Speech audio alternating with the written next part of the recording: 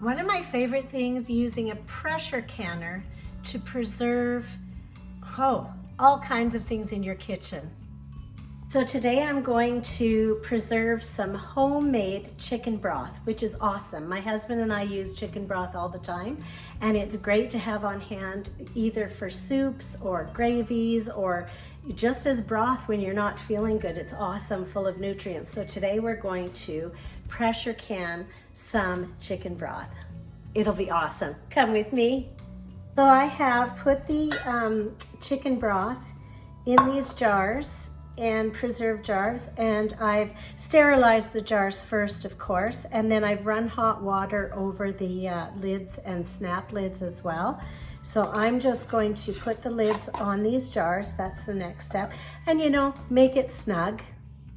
So I do encourage you to really read your manual, do a lot of research on pressure canning, because it's awesome, but you want to be safe because you are dealing with very high pressure.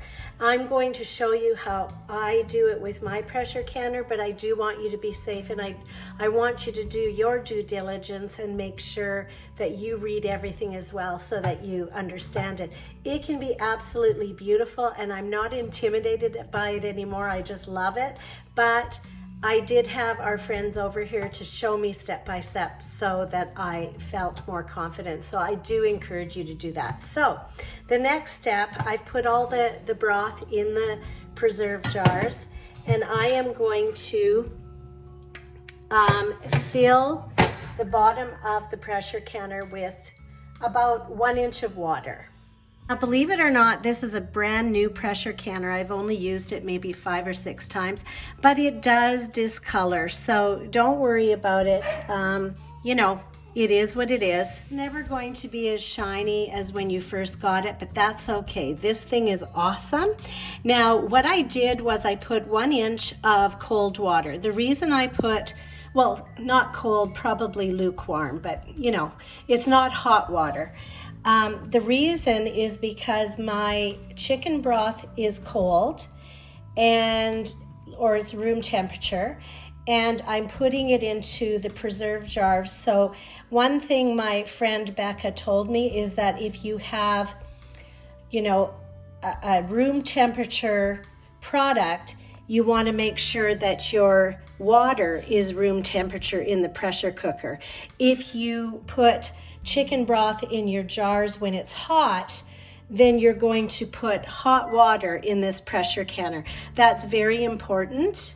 And the reason it's extremely important is because if you have a jar that's cold and you're putting it into hot, there is a chance that the glass will break. So you want the water in your pressure cooker to be similar to the water in your jars. That's really important. Same thing as if you had hot jars, you don't want to put them in cold water because they could break. So that's important.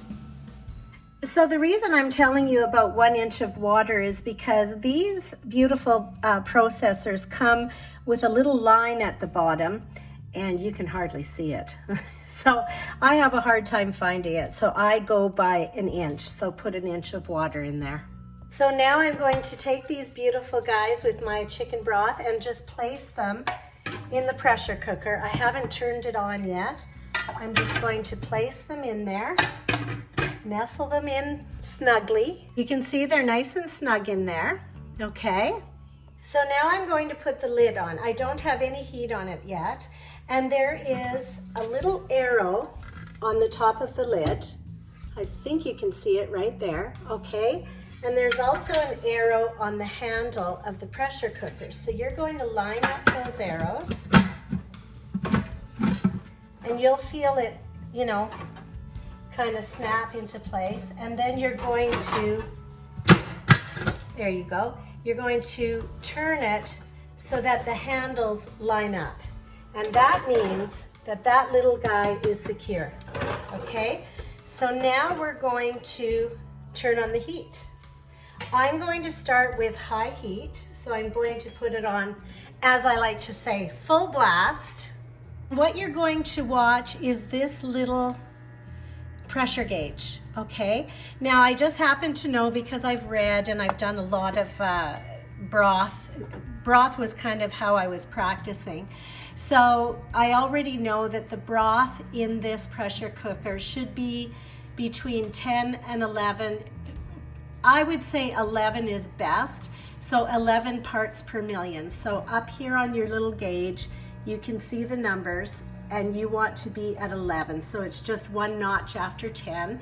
So I'm going to keep it on high, and I'm going to watch how it's doing. Now this is important at this stage. So believe it or not, what I do at this stage, because I did promise my husband that I would be careful, is I set the timer for 5 minutes. And I keep watching the gauge, because you don't want this gauge to get really high. That means the pressure is building too high.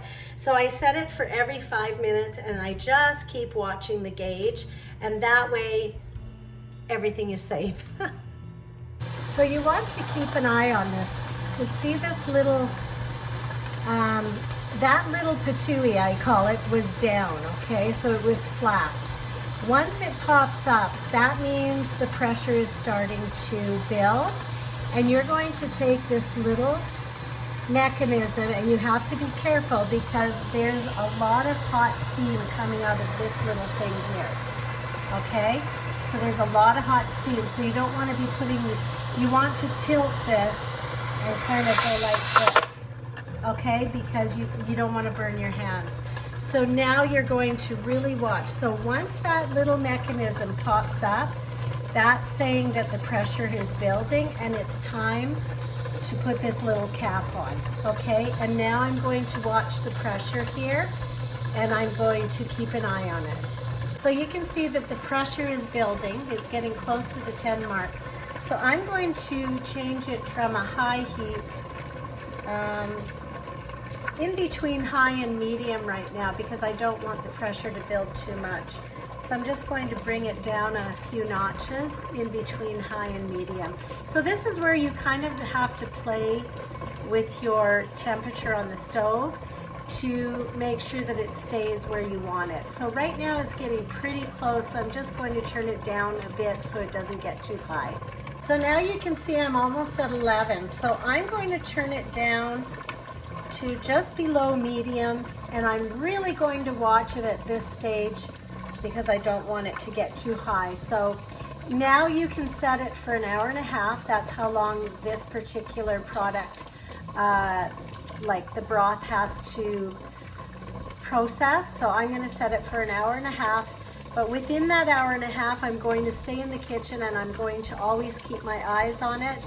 I'll have to turn it up a bit, turn it down a bit, kind of adjust it to always keep it at 11. So once the hour and a half is up, I let the pressure gauge come back down to 0.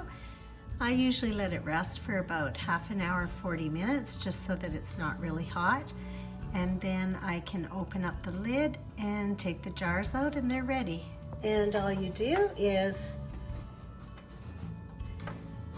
actually I'll show you something. You just make sure that this little knob here is back down, because if it's up, there's still pressure, so you make sure that's back down.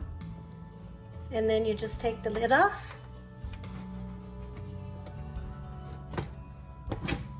Just be careful, because it is hot.